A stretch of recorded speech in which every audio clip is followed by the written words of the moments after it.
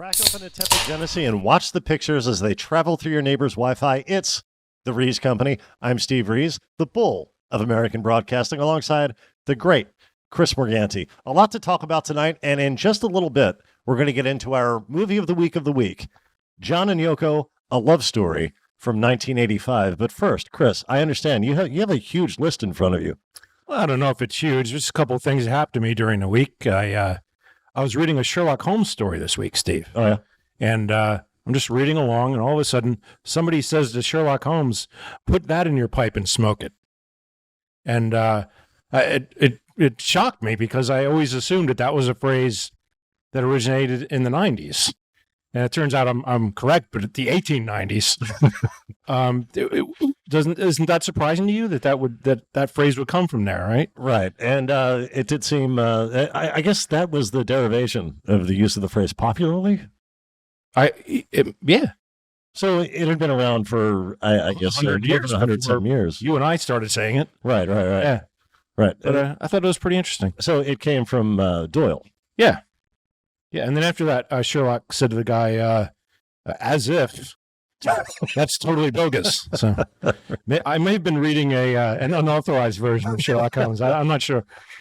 There were also a couple stories of local interest that went national, made the national news. The first of which was a brawl at the Golden Corral in Bensalem, Pennsylvania. It's well known. I think it's a nationwide chain. It's a buffet. I guess, but I've never been to one. So. No, me neither. Yeah, I don't know. I used to go to the Old Country Buffet. How did you? Well, when I say I used to go there, I think I was there twice. Why I went back a second time, I don't know. Definitely not worth a repeat visit. And I don't believe they're in business any longer. But well, when Dunkin' Donuts shortened their name to the first two syllables, right, Dunkin', I was kind of disappointed Old Country Buffet didn't do the same. All right. With that, let's go to this video of the Golden Corral.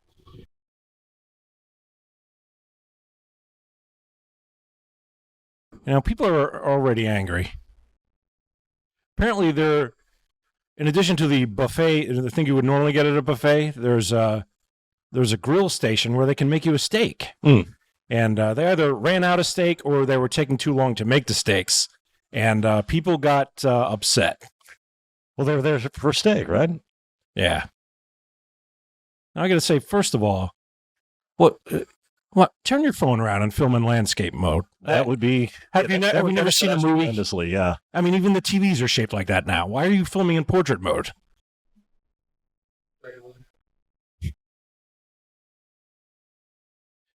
Don't worry, folks. It's about to heat up real soon.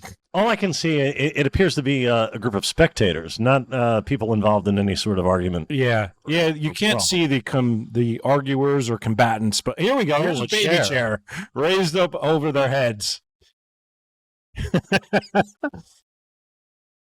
That's not gimmicked. And now people start clearing out, so now you got a better view of what's going on. Oh, here's another chair. Yeah. Man. There's one. Oh, wow. That's a light fixture.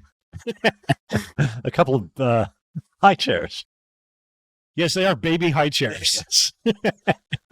They were probably occupied prior to the use as a weapon.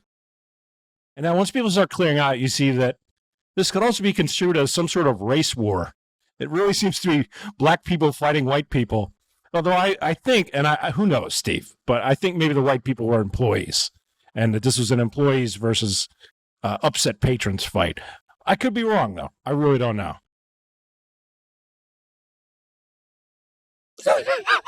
Jeez. This is ridiculous. Yeah. It's absolutely ridiculous. Classlessness. I'd like to see one guy who just sits there finishing his meal, but I didn't see one. But I would like to think that would be me. Like, I paid for this food. No one's stopping me from eating it. Right. So by now, there's pretty much everyone is left. That's what makes me think that half these people were employees because why everyone else is left, and they're sticking around for some reason, which makes me think that they work there. Yeah, he just threw that chair for no reason whatsoever. Yeah, that guy's still angry at something. Yeah. But I mean, they completely demolished the place. It was shut down for days as they rebuilt. Do you think people just got carried away, swept away in the moment, and decided this is our only chance to destroy a Golden Corral? We've talked before about a couple of bar brawls that I've been witness to, or perhaps even a participant in many years ago, and it went down very similar to this. Yes, this is nothing that doesn't happen in every Elvis movie. Yeah, true. Now, there's also, I don't think there you see a woman with a baby. So during all that, she was clutching her child and yet did not leave for some reason. She probably caught her child when someone commandeered the baby, the chair it was sitting in. Right. Yeah. To use as a projectile. But see, we really, because we couldn't see in the beginning of the video, we really don't know. Perhaps this all started because someone hit that kid. And if somebody hit my kid while I was holding him, I would flip out too, Sure. So this could have been completely justified. We really didn't get any details. But it's amazing how everybody immediately took sides. Yeah. that part of it. Yeah. Is perhaps upon racial lines. Who knows? You think that's what it was? Who knows? Well, we certainly hope not. Yeah, I would hope not. Although it really doesn't make it any worse or any better. If I get cracked on the head by a high chair, I really don't care about the race of the person who did it to me. But so as a result of this, Steve, this is kind of big news, actually. The Golden Corral Corporation reached out to me. Good. I got to think because of all the stellar shows I did at the Northeast Comedy Cabaret. I'm sort of a local celebrity in the area. Absolutely. And they've seen me doing all these PSAs on this show. Yeah, and since then you've become YouTube's Chris Morganti. Exactly. So they reached out to me and asked me to do kind of like an announcement for them and clarify some of the new policies that they've instituted after this occurred at their restaurant. So if we could take a look at that. No. Hi, folks. I'm YouTube's Chris Morganti, here to talk to you on behalf of the Golden Corral Corporation. You may have heard about a few incidents in the news lately. So Golden Corral has asked me to clarify a few of their policies. Number 1, if you need to throw a baby high chair, please make sure there is not a baby in it. If you throw a baby, you will be asked to leave. Secondly, if you need to vomit, please use the bathroom, or failing that, the floor, or your own plate. Please do not vomit directly into the buffet area, as this may cause closures of up to 10 minutes. Also, you will be asked to leave. This has actually been a long-standing policy of Golden Corral, but I've been asked to repeat it because it is so often ignored. Thirdly, a new policy: if your ass is more than 2 axe handles wide, there will be a $2 surcharge. Again, I'm Chris Morganti, on behalf of the Golden Corral Corporation, who I now legally represent, thanking you for your patronage.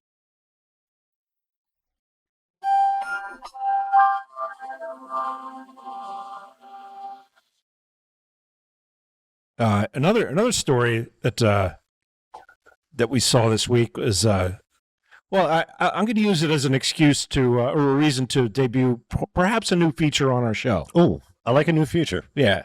I don't know if we'll do any more of these, but we're going to do it this time. Okay. It's called Funny or Hate Crime.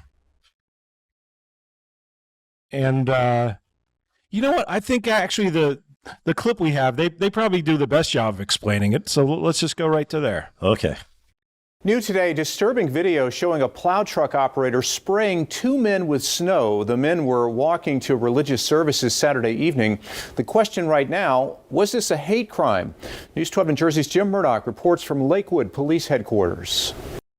On Saturday, 2 men walking down County Line Road suddenly found themselves covered in snow.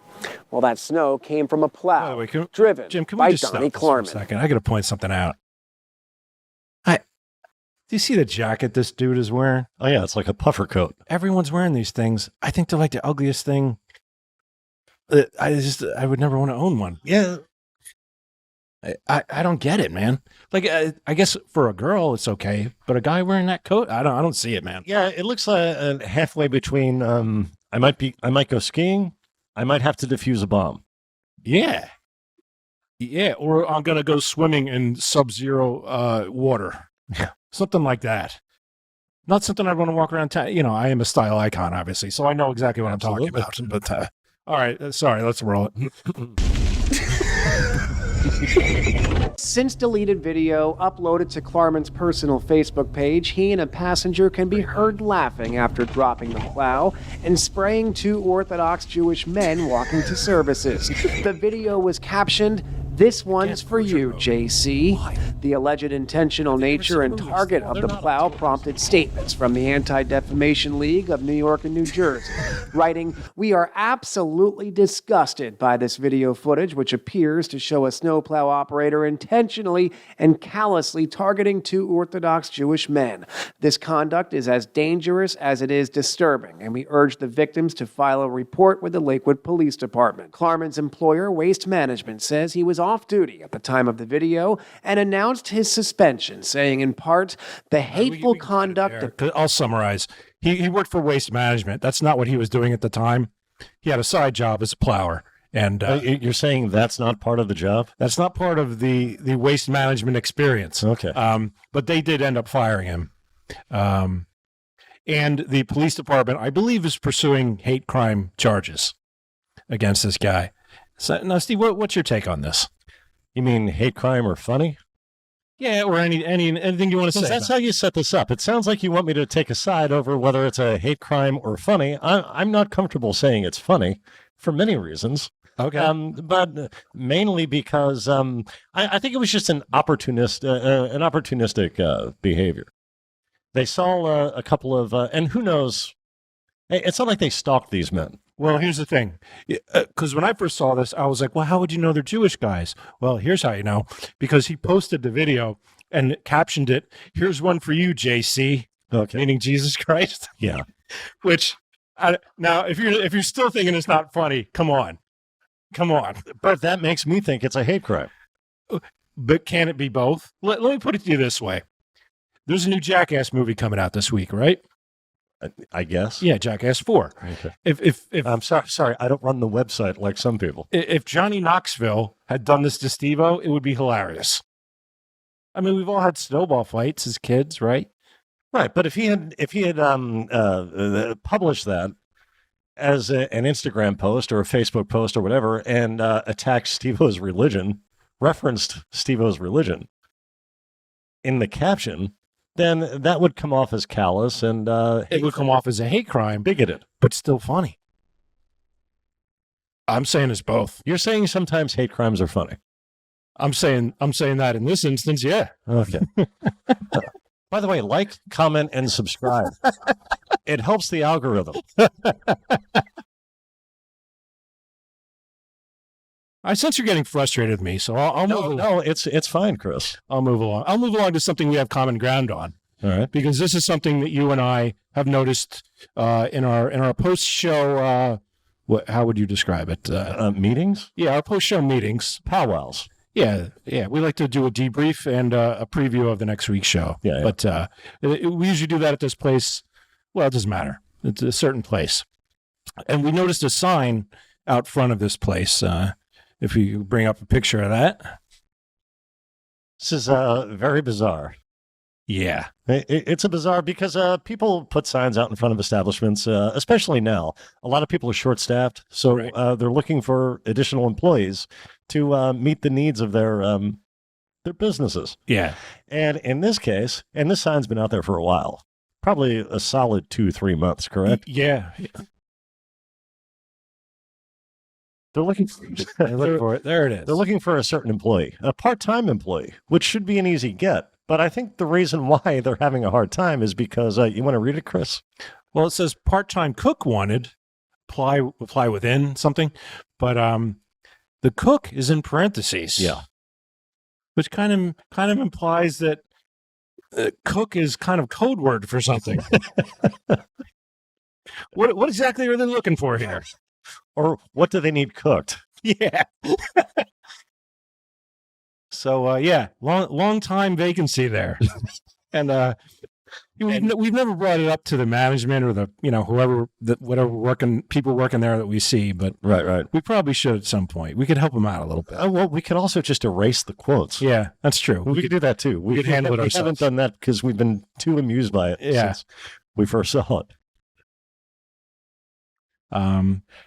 So yeah, I just had a few quick things to open the show. I guess, if you're ready, we can dive into our movie of the week.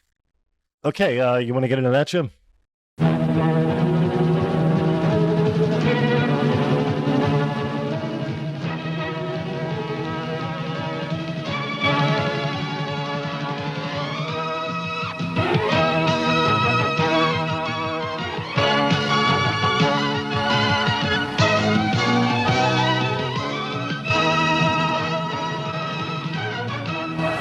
And our movie of the week is John and Yoko, a love story. It aired on NBC December 2nd, 1985. Now, this is John Lennon and Yoko Ono? Indeed, yes. Oh, I wasn't sure. It stars Mark McGann. He was a British stage actor who in 1981 played the title role in a West End play called Lennon. Okay. And that got him 2 Olivier nominations, which is kind of like their Tonys. Okay. Yoko Ono is portrayed by American actress Kim Miori, who coincidentally appeared as a dancer in the disastrous film adaptation of Sgt. Pepper's. Oh, with the Bee Gees? Bee Gees and Peter Frampton. Yeah. That was a nightmare. She was in that. As a dancer, it could have been like an extra, like a background artist. Now, what was the name of the guy who played John that you just said? Mark McGann. All right. Well, do you know who their first choice to play this role was? No. It was a guy by the name of David Chapman. I'm not making this up. That is not a joke. He was their first. Maybe we could bring up his IMDb page. I don't know. But that was their first choice. And they're like, wait, we can't cast a guy named David Chapman to play the role of John Lennon. People will think we're pulling some kind of sick joke on him. Well, that's a shame. There is a pretty big film star in this, Chris. Yeah, well, there's 2 of them, actually. There's a pretty big film star in this, and we'll save 2. that for later. There's 2. One. Yoko herself had a hand in the production because they needed her permission to use most of the music, so she obliged, but that agreement gave her a lot of say over the content. She rejected the original script because it portrayed too much drug abuse, and that's an excuse that we'll see later allowed her to finesse her own portrayal. Yeah. Now, if you're watching this, you're more than likely familiar with the story of John and Yoko because you're more than likely an Earthling. So instead of us recounting the entire plot as we tend to do with these films, we're just going to watch a few scenes with you and give you a feel for the production before we rate it. So why don't we start, Chris, with the scene where John drops in on Yoko in London. They're not yet a couple. Jim? I just came to see your work. Oh, pieces are still at the gallery. You didn't come to see Half a Winter Show. I expected to see you. No, I was busy. My manager died. Oh, yes, I heard. I'm sorry. I've had my share of deaths. It's best to look forward. Your kettle's about to blow its lid. No, that's a demo I'm working on. It's my cover of Strangers in the Night. Do you like it, John? Did you notice the fluctuation in Kim Miori's accent? She's the gal playing Yoko. Yeah. That happens throughout the film. She often slips out of her Yoko voice into what appears to be her natural American or perhaps British accent. She is American. It sounded more British to me than anything. And also somehow Canadian. Because John says his manager died, and she says, "I'm sorry," which makes her not only an unconvincing woman from Japan, but also an unconvincing Yoko. Right. In our next clip, they become a couple and attend Yoko's art exhibition together.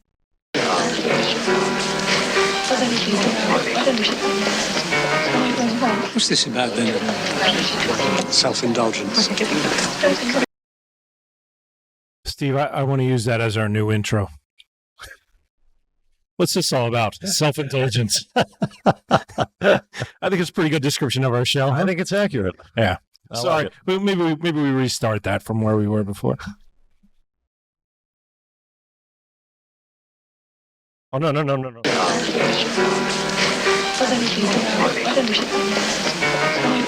What's this about then?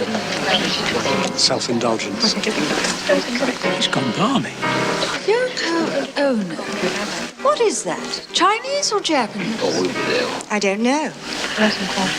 Oriental something. Well, at least he'll have clean laundry.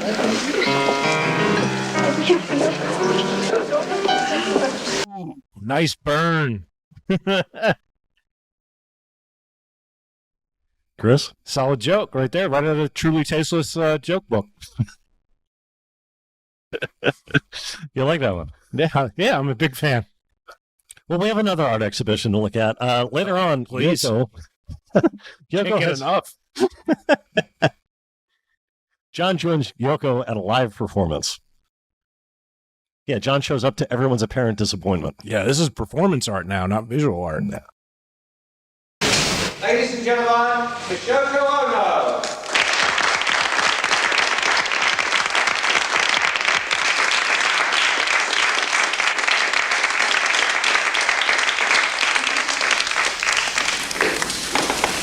John then?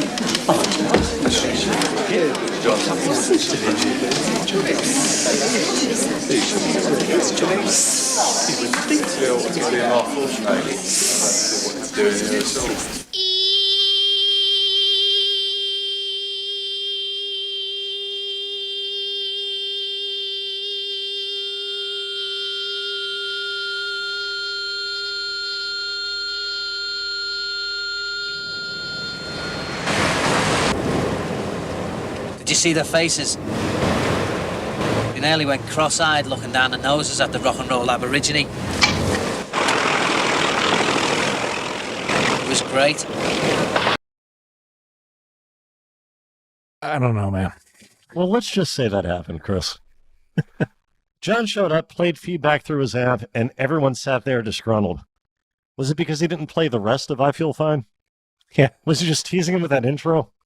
Because the only way Yoko's performance art can bring any satisfaction is if you're in the neighborhood and you hear that hideous, shrill noise from blocks away. So you find where it's coming from and you poke your head in and have a moment of relief when you realize a manatee isn't being skinned alive. But, you know, what was going on in that scene was the audience was upset that John Lennon was there because he wasn't considered a true artist. He was just some pop star type of guy. Right, but if you look at that audience, they didn't seem like people who would object Right. to a rock and roller showing up. Very miscast, that audience was. Yeah, there was a lot of miscasting in this, and that's something else we're going to get to in a bit. So, in fact, we're going to get there right now, because anyhow, things come to a head in John's professional life. So he makes an announcement to a group of folks. Now, let's take a look at them as we watch this clip. Take a close look. Maybe what we need to do is like get back to square one, you know. Get back to the music. Go on the road with a small band. I've just done that. Well, not a small band anymore. Nobody can change that, can they? How about a concert then? Well, not an ordinary concert. Something different. Well, maybe North Africa. Playing an amphitheatre. Or a cruise around the world with us as the house band. I think you're daft. I wasn't going to tell you, but I want out. I want a divorce.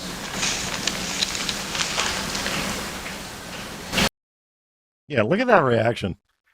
Are they stunned because John just dropped a bombshell, or are they confused because they're Black Sabbath?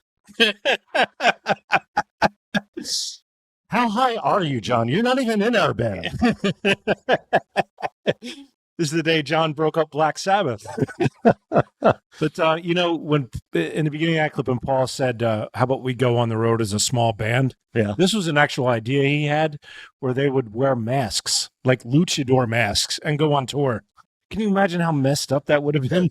Like, how long would they have been able to pull that off before, they're playing a 70-person bar and people figure out this guy sounds just like Paul McCartney, And a lot of other bands could have ridden that wave of rumor. Yeah. And cashed in, just pretending to be the masked Beatles. Yeah. And it would have caused riots everywhere. By the way, the guy who plays George, he's played by a guy called Peter Capaldi, who would go on to play Doctor Who. Oh, okay. For a few years. Not that long ago either. And still, not this movie's biggest star. No, not by far. Not at all. Okay, this is your clip. Chris, you ready? Okay, sure. Right. I don't know what we're about to watch here, but... Well, this is actually, can we pause it, Jim? I'm sorry.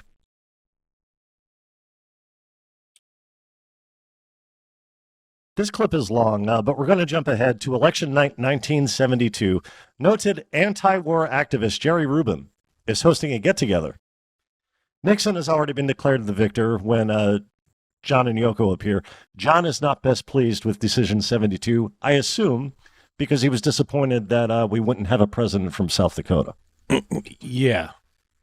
Well, also Nixon was trying to deport him for years and had the FBI monitoring him 24 hours a day. But yeah, probably the South Dakota thing. I think the second part you're right about. Okay. Tonight there were only 7 states left to be decided, California among them.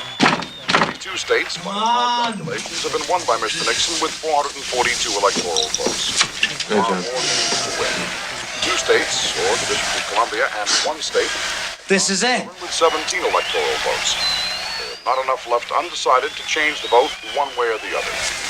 In New York City, as we have said, for the first time since Coolidge... Hey, John, come on, man. John. What are you doing, John? Come on, where? This is it. Sometime earlier. John, you're in the way. This is the revolution. Come on, John, take it easy. New York and California. Oh, yeah. Yeah, Jerry Rubin. Jerry Rubin. Okay. And John and Yoko. And he lost it. Accessories. That was the ballgame. First isn't just New York. This is the bloody middle-class bunch who are going to protect us from them. You, John. You're going to protect you from them. Yeah, John, organize and they'll listen to you. Yeah, it's up to you, John. Right. First time that has ever happened. Oh, man, where have you been? All of it. The governed people may not have thought it was very funny, and I'm sure they don't think it's funny now. They're not listening to me.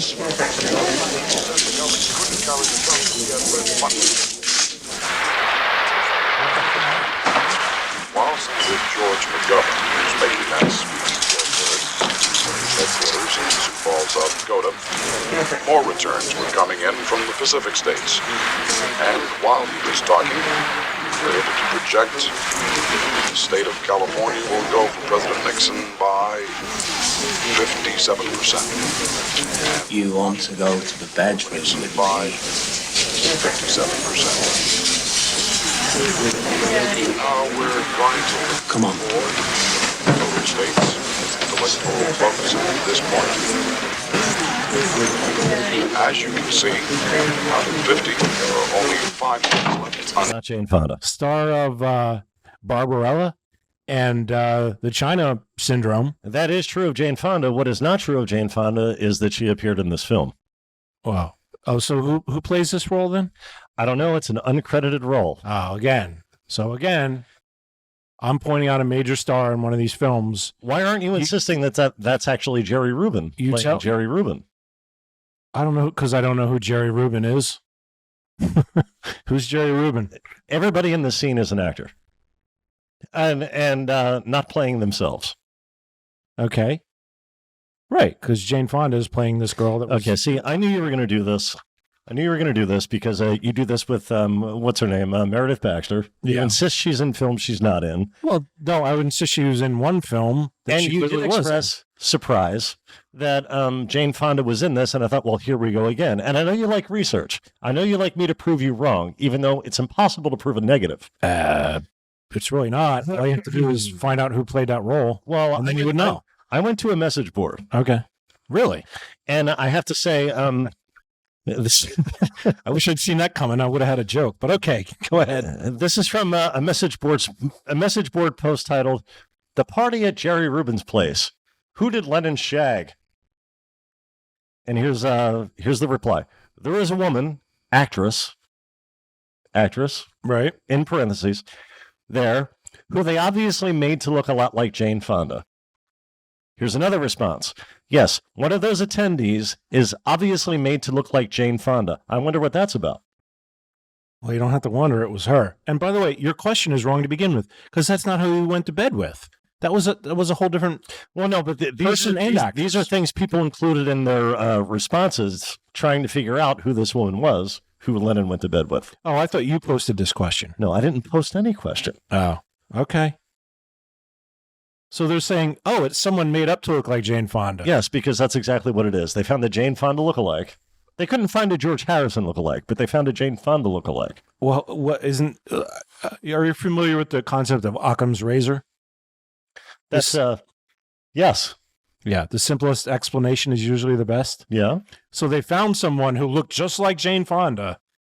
The simplest Rather than just getting, why wouldn't you just get Jane Fonda? Because that makes it a lot easier. The simplest explanation is that this is a TV movie, a made-for-TV movie. They can't afford Jane Fonda, who at the time is making millions a year on workout videos. She's not going to deign to appear in a motion picture, made-for-TV motion picture about John and Yoko. It could have been a labor of love.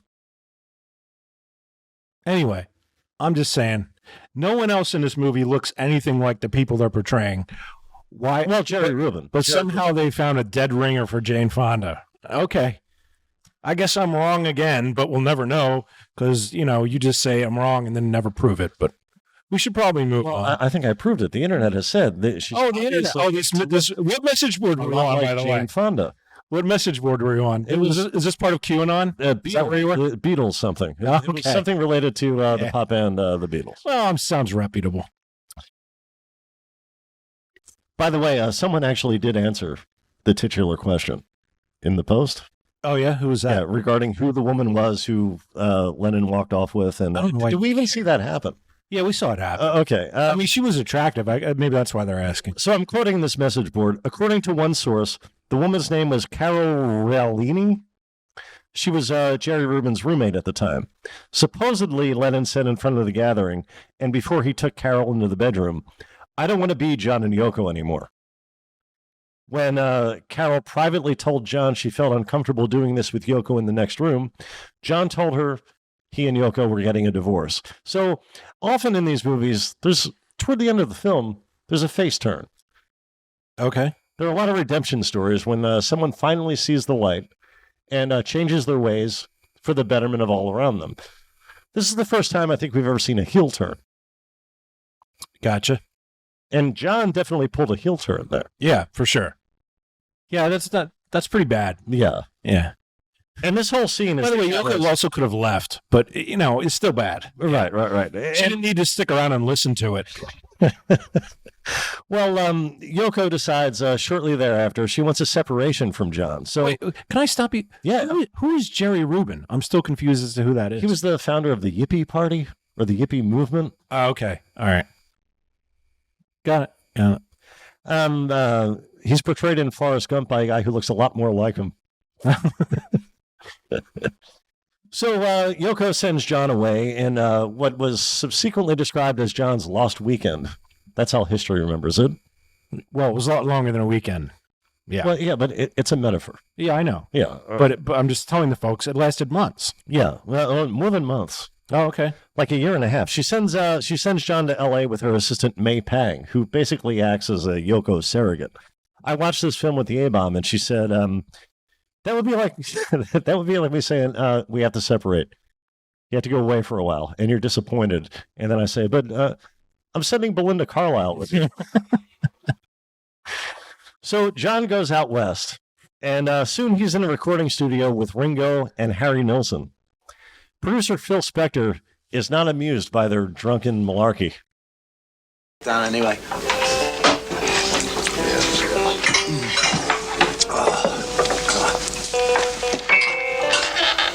All right. You old sod, what are you doing here? Just passing in the street and I heard this terrible music and I just knew it had to be you. Good to see you. Hey, Len! my boy! You look great. You look fat. Oh, my God. Do you think we could lay down one track before breakfast?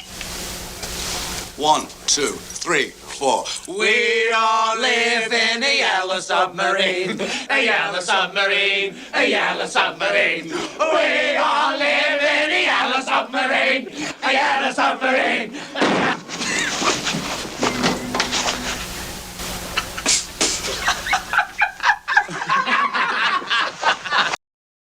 Chris? I'll leave that one to you. Well, I guess that's the classic example of it's all fun and games until, Yeah. I mean, that was shocking to see. This was made in 1985. Yeah. Now, for those of you who don't know, Phil Spector eventually murdered a gal. Probably with that same pistol that we see in this scene. And died in prison. Yeah. Yeah, but he carried guns. He was known to carry guns. In fact, he produced an album for the Ramones. And when they first met with him, because they were a huge fan of the Ronettes and all the work he did, early on, loved his work, huge admirers. They were excited to work with him. And he basically held them hostage, held them at gunpoint, and made them watch old footage of all the bands he produced. Wow. So he was full on crazy. Oh, yeah, he was a nut. But people just admired his producing ability and were willing to look past all that, I suppose. So I believe if you look at his Wikipedia, you'll see there's the major portion of it in the middle is just described as inactivity. Like 22 years inactivity. But, another disturbing thing about this scene is I really didn't like how John, Ringo, and Harry Nilsson are doing a literal ROFL, rolling on the floor laughing. Oh, yeah. I mean, I think that was over the top. Do you think that didn't happen? That was a little over the top, yeah. And especially, I mean, they were famous for being pretty cool guys, pretty hip. I don't see them doing anything like that. Well, Elton John plays a key role during The Lost Weekend. He joins John in the studio, and they record a Lennon track called Whatever Gets You Through the Night. Among other things, Elton is particularly high on it.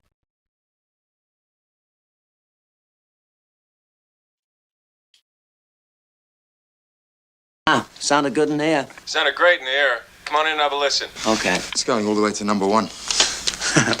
Oh, thanks, Elton. I'm out of favour here. It would be nice, but it's not a number 1. No, I bet money on it. Look, I appreciate you helping me out, and I'll return the favour. How about appearing at one of my concerts? How about a recording session? Tell you what, if this song hits number 1, you do a guest appearance with me. Deal? Pretty confident. The song they recorded. All right. Would hit number 1. Yeah. And by all accounts, including his own, Elton was indeed convinced that the single would top the U.S. charts. And I find that a bit suspicious, because he had every reason not to have that expectation. Yeah, it's not one of John's best. No. I would say. And as a solo artist, John was the last Beatle to have his first number 1 on Billboard. To put it in perspective, by this time, Ringo had already had 2. In case you're wondering, Photograph and You're 16. Well, John's albums sold well, but his singles never reached the apex. Whatever Gets You Through the Night, as you just said, Chris, not his most memorable song. You hardly ever hear it today in the wild. No. It's not his greatest, his catchiest, or his most evidently primed for chart success, yet it topped not only Billboard, but also Cashbox and Record World, America's 2 lesser-known weekly record trackers at the time. Now, in the UK, it peaked at number 36. Wow. Which was more typical for a Lennon 45. His previous single, Mind Games, reached number 10 Cashbox, but only 18 Billboard. That's also the kind of disparity you could expect. Gotcha. Between the charts at the time. So, strangely enough, I am following you in all this. I'm on board. So now, all of a sudden, how did he end up with a unanimous number 1 hit on all 3 charts? Gotcha. How? Chris, I have a theory. Okay. So do I, by the way. Oh, what's happening?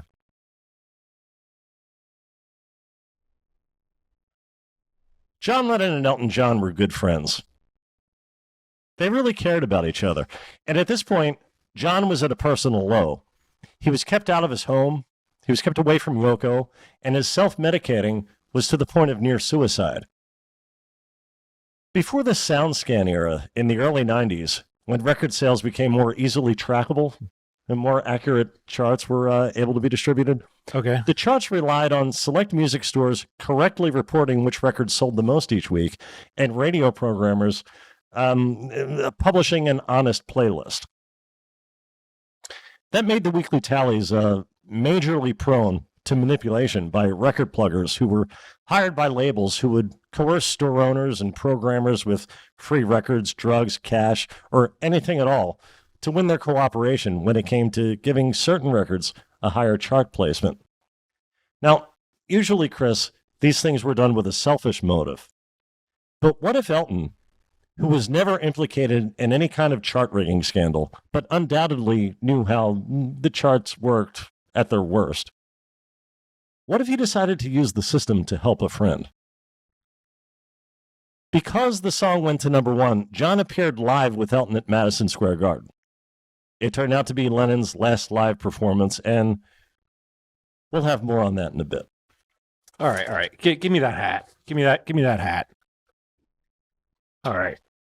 Here's, again, Occam's razor. All right. Here's a much simpler explanation for all this. Word leaked out that they had a deal. Lennon hadn't been seen performing in public for years. So people went out and bought the album so that John would appear on stage with Elton. Doesn't that make more sense? Also, Jane Fonda is in this movie. I forgot to say that while I had the hat on. Yeah, it's the only time to say that. Jane Fonda is in this movie. All right, so John's been back. Does not my theory make more sense? He recorded with Elton in New York. It makes no sense at all because I've never heard that. I've never heard that influencing the sales of that particular single. All right. Again, no proof, but okay. So he recorded with Elton in New York, and he stops at home to visit Yoko. I toured Japan, too. I want to come home. Come on, John. Look, it's been nearly a year. I've just realized, after this guy played John Lennon, did he also play David Koresh from Waco?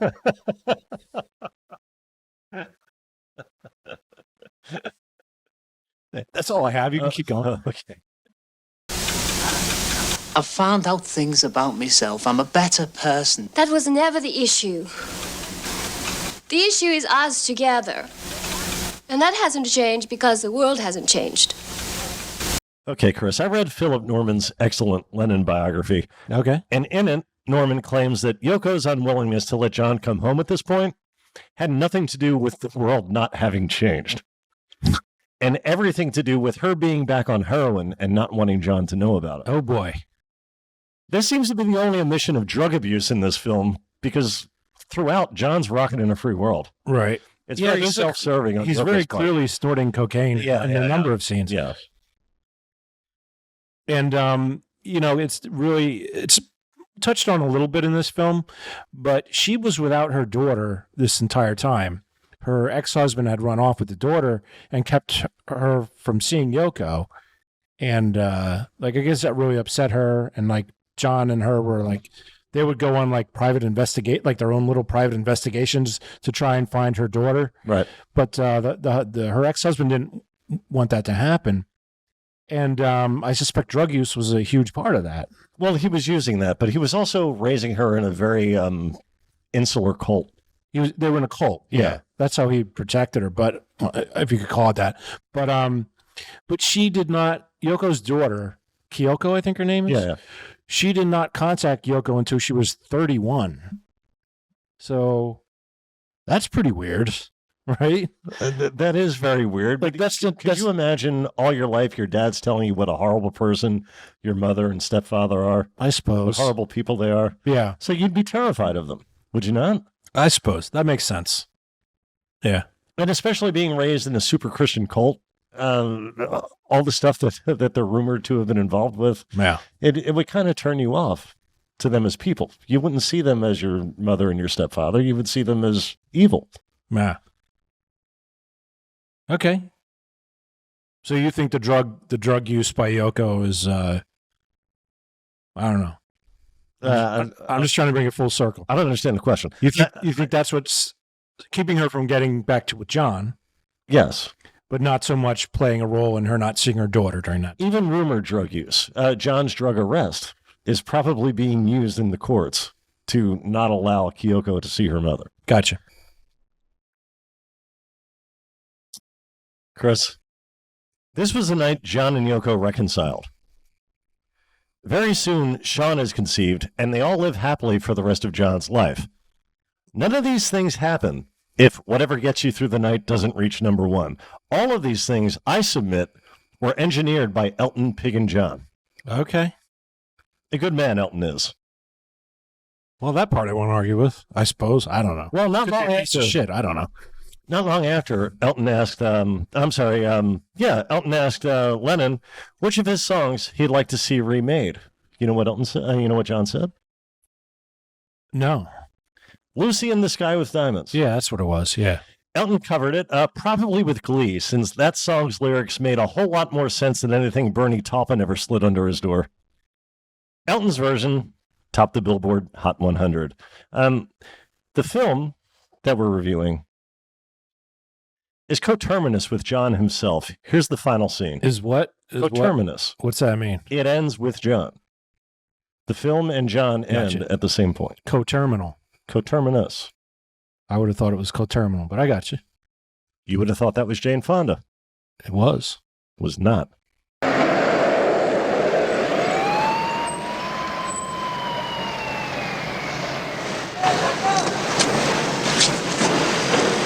Thank you. Evening, Jose. Good evening, Mr. Lennon. Beautiful night. It certainly is. Mr. Lennon. I don't know. I don't know how I feel about that ending, but John was shot 5 times and in the back, but it doesn't matter. Now, the only thing that follows this is a montage to the tune of In My Life.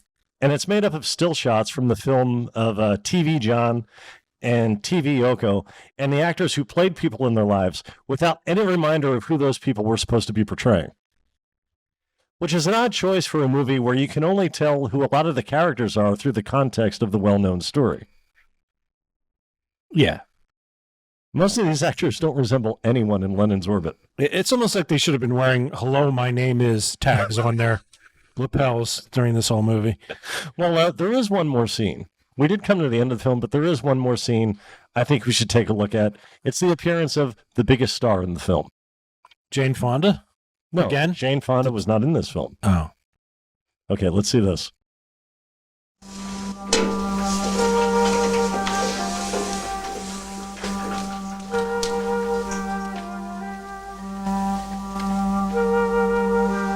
Who is it? Special delivery for John Lennon. Sign this, please. I've worn out your Imagine album. It's great. Thanks. Biggest star in the film, right there. Yeah, Mike Myers. Mike Myers. Yeah. Yeah. Also somehow playing Wayne Campbell. Yeah, this is the exact same wig as Wayne. Yeah. So indeed, biggest star in the film. Any more thoughts before we rate it, Chris? No, we can go ahead to the ratings. Okay. No, there is there was one scene like you know what, let's go to the ratings. I'll cover it there. I'm sorry. Okay. Yeah. You want to go first? Yeah, I'll go first since I'm babbling. Okay. I enjoyed this movie. Wait, we can't go first because I didn't set up the rating system that way. Okay, well, I'll go first. I gave it 2 Meredith Baxters. I think the film suffered through lazy casting. If you can't tell the difference between George Harrison and Geezer Butler, you have no business making a film about John Lennon. But I found it entertaining because at least half the film features excellent music. Yeah. It's a lot of the original music. Yeah. I think the times that it's not, it's because like it's them in the studio. So like they've got Paul at a piano singing something. You Never Giving Your Money is a great example from this film. Yeah. So that's obviously the actor, but I think when it's part of the score and the background music, I believe it's the original music. The quality's kind of low, so it's hard to tell. But if it's remixed, then they did a fantastic job, and I don't know why they would go through that effort. Yeah, I think it's genuine. Yeah, but the music was probably the best part of it. You could probably say that about any Beatles movie, though, like Hard Day's Night or Help. The music was the best part. But yeah, that's kind of my feeling on it, is that I enjoyed it, sort of. But if you want to watch a Beatles movie, like I said, watch Hard Day's Night, watch Help. There's so many better options out there. You can watch the documentary that we spent 3 weeks reviewing not too long ago. In 1985, you didn't really have that as an option unless you had a beta or VHS player. I suppose, yeah. So that's kind of the appeal here. A few years after this, I believe it was like 89, 90, somewhere around there was a documentary called Imagine about John Lennon's life. Yeah. 88 it was? Yeah. Okay, so only 3 years later. And that's where I know this whole story from, is from that documentary. So all these events were familiar to me. And I'm going to rate it 3 stars. Stars. Well, Meredith Baxter is a star. She doesn't need a star. Yeah, so 3 Meredith Baxters. Because it's not, I didn't think it was terrible. Like the acting, you had some criticism of. I didn't think it was too bad. And I don't have the same criticisms of acting and writing that I had in a lot of the earlier films. But I just feel there's a lot. If you want to watch a Beatles movie right now, there's so many better options. Right. Now, I think I should point out that I think this is the first time that you've outrated a film. No, actually, last week I did as well. Oh, okay. See, I'm mistaken again. But now we have our new rating system where we're averaging. Just as you are when you insist Meredith Baxter's in the film and Jane Fonda's in the film. Right. So the film, one of the films that Meredith Baxter's in is Jane Fonda. Is Law and Order 1976, the #1 ranked film. Yeah.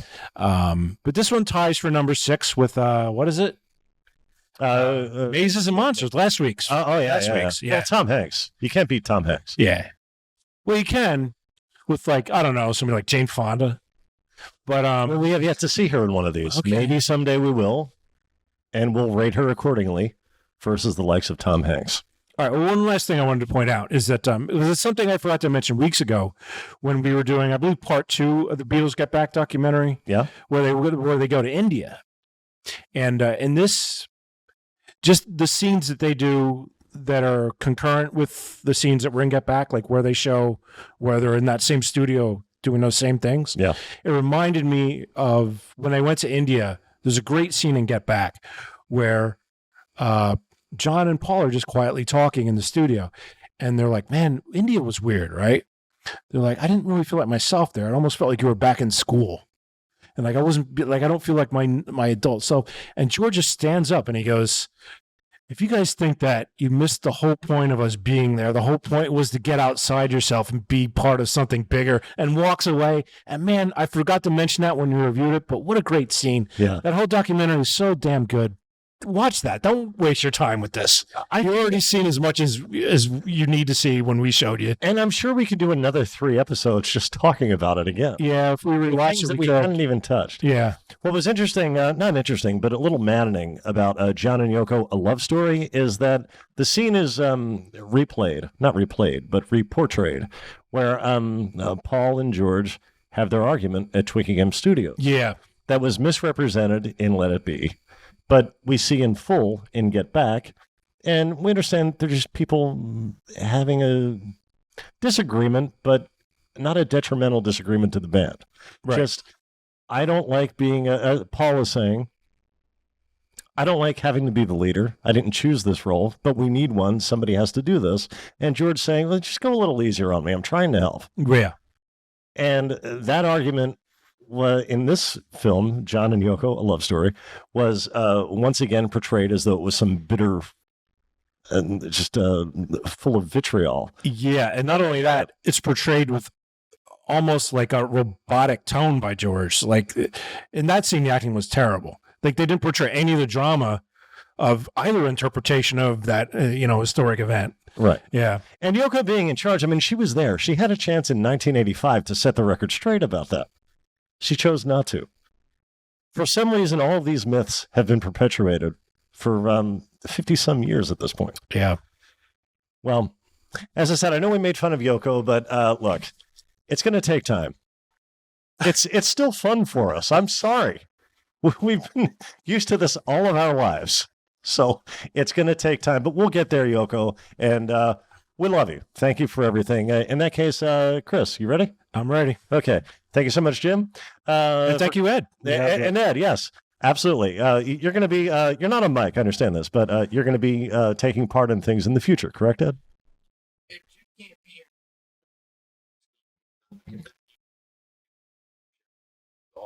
Well, that's very nice. Ed just said he's an alternate.